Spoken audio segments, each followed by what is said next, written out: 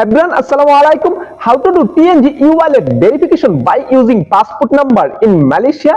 অর্থাৎ কিভাবে মালয়েশিয়া থেকে আপনি আপনার পাসপোর্ট ব্যবহার করে মালয়েশিয়ার যে ই-ওয়ালেট রয়েছে টাচ এন্ড গো ই-ওয়ালেট সেটা ভেরিফিকেশন করবেন। আমি আজকে সেই প্রসেসিংটাই দেখাবো। মালয়েশিয়াতে আপনি আপনার পাসপোর্ট দিয়ে একটা ব্যাংক অ্যাকাউন্ট খুলতে পারবেন না।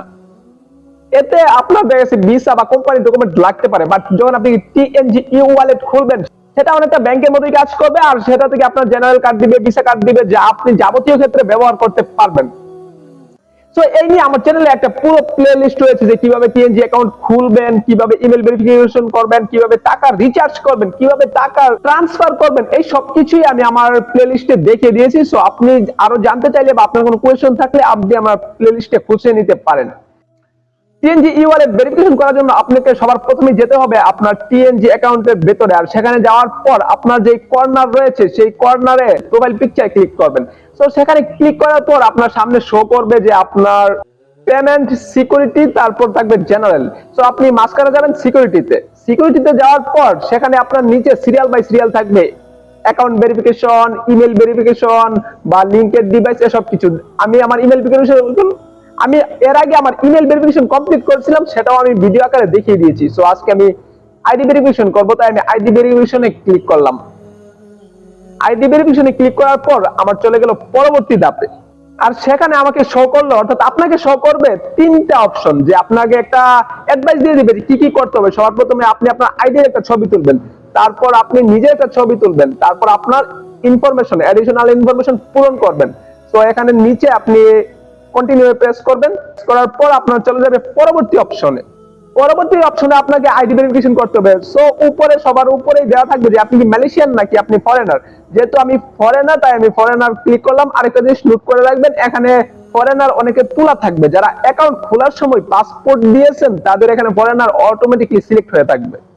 তো টাইপ ধরুন পাসপোর্ট দেওয়ার পর আপনি স্ক্যানে দিবেন, পিকচারে ক্লিক করবেন, পিকচারের উপর ক্লিক করার পর আপনার আইডি কার্ড আসবে, পাসপোর্ট স্ক্যানে আসবে। এক্ষেত্রে আমি স্ক্যানে ট্রাই করেছি ফুলটা দিয়ে প্লাস হাফটা দিয়ে, আর আমার দেখেছে হয়নি। প্রথমবার আমার আসলে হয়নি, আমার এখানে প্রথমবার হয়নি, যার কারণে আমার এখানে দেখা গেছে যে আইডি ভেরিফিকেশন আনসাকসেসফুল।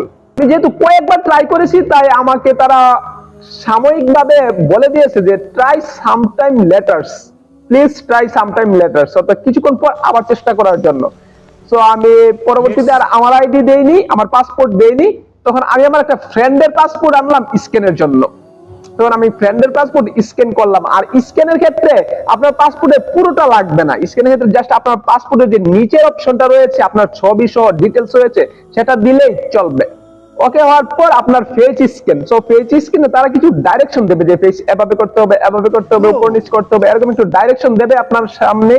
সো সেটা অনুযায়ী ফলো করবেন, আর নিজে যেহেতু লেটস গো আছে সেখানে ক্লিক করবেন। লেটস গো তে ক্লিক করার পর আপনার ফেস স্ক্যান। তো এবার আমি আমার ফ্রেন্ডকে দিলাম যে ফেস স্ক্যান করার জন্য। তো প্রথমেই সে ফেস স্ক্যান করতে গিয়ে একটা হাসি দিল, আর হাসির কারণে ফেস স্ক্যানটা হলো না, ক্যান্সেল হয়ে গেল। সো পরবর্তীবার আবার ট্রাই করলো।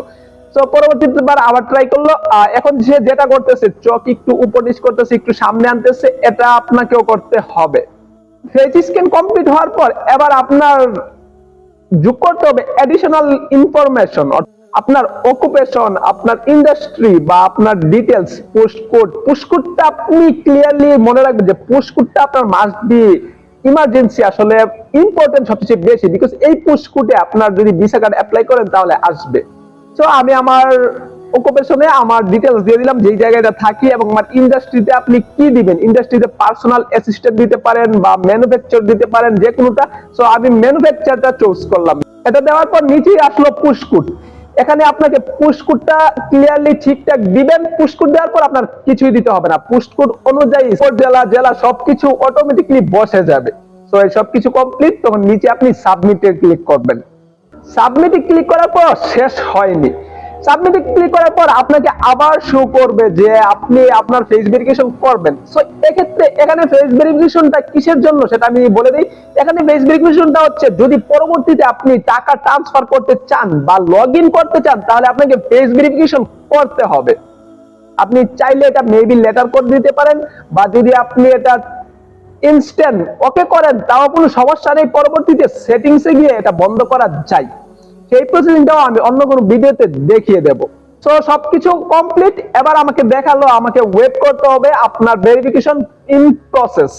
অর্থাৎ এখানে আপনার আমাকে দেখালো যে আসলে 72 ঘন্টা, আপনাকেও 72 ঘন্টায় দেখাবে যে 72 ঘন্টার মধ্যে আপনার প্রসেসিং কমপ্লিট হয়ে একটা নোটিফিকেশন আপনার চলে আসবে যে আপনার অ্যাকাউন্ট কমপ্লিট হলো কি না। সো এর পরবর্তীতে আমি দেখাবো যে কিভাবে ভিসা কার্ডের জন্য আবেদন করতে হবে এবং কিভাবে আপনি মোবাইল রিচার্জ করবেন এই অ্যাপস এর মাধ্যমে, বা কিভাবে এই অ্যাপস থেকে মালয়েশিয়া থেকে বাংলাদেশে মোবাইল রিচার্জ ট্রান্সফার করবেন বা টাকা ট্রান্সফার করবেন, এই সব কিছু প্রসেসিং আমি দেখাবো। সো এই সব কিছু জানার জন্য আপনি আমার চ্যানেলের পাশেই থাকতে পারেন। এন্ড আই হোপ আমি যা বোঝাতে চেয়েছি সবাই বুঝতে পারছেন ইনশাআল্লাহ। That's it, thanks for watching, আল্লাহ হাফেজ।